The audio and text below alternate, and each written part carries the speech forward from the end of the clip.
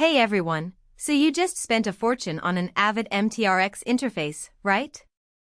And now you're staring at the back panel thinking, where am I supposed to plug in all my mics and line level gear? Trust me, I've been there, counting empty slots and wondering if I need to buy another interface just to get more inputs. Well, there's actually a smarter way to expand your setup without breaking the bank or cluttering your studio with extra boxes. The Avid 8-mic/line Pristine AD input card is exactly what you need to unlock 8 more pristine quality inputs right inside your MTRX. Link is in the description if you want to check the product details on Amazon. So, why would you want this card? First off, it's not just another generic expansion, it's designed by Avid specifically for the MTRX, which means seamless integration with Pro Tools. You're not dealing with third-party drivers or weird compatibility issues. Plug it in, and your MTRX instantly recognizes it as part of the system. That alone saves you hours of setup headaches. Now, let's talk sound quality. This isn't some cheap add-on. Each of the 8 inputs delivers pristine AD conversion, which means your recordings sound as clean and detailed as if they came straight from the main inputs on the MTRX. I've used this card to record an entire live drum kit with overheads, room mics, and a few DI guitars, all at the same time, and the clarity was stunning. No weird noise floors, no coloration. Just pure, transparent audio. Another big plus is flexibility.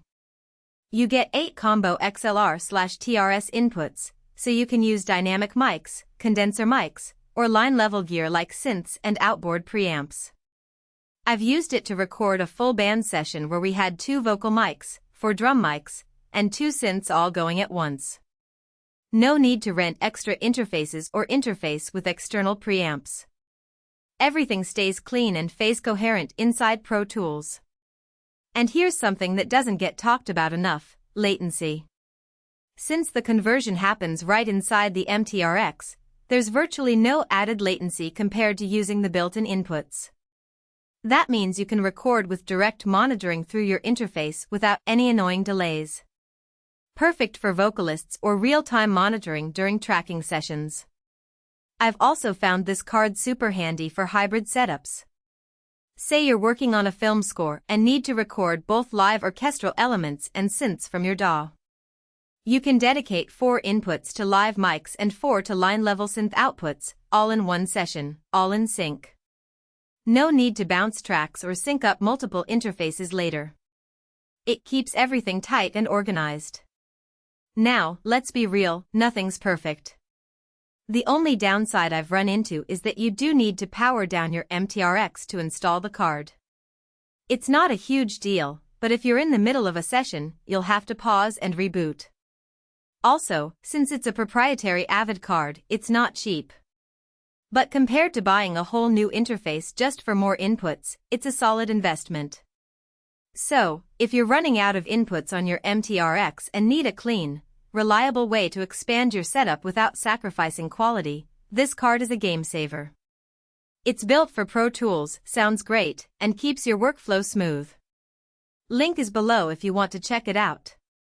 Thanks for watching, and I'll see you in the next one. For most buyers, the real question is not whether Avid 8-mic/line Pristine AD input card for MTRX sounds impressive on paper, but whether strengths like expansion card for Avid Pro Tools, MTRX audio interface with 8 in practical day-to-day use actually make daily use feel easier, more dependable, and more worthwhile after the first few days of excitement wear off. It is also smart to think about long-term satisfaction. A product like Avid 8-mic/line Pristine AD input card for MTRX usually feels like the better buy when it stays convenient, comfortable, and reliable in normal everyday use instead of only looking good in the listing.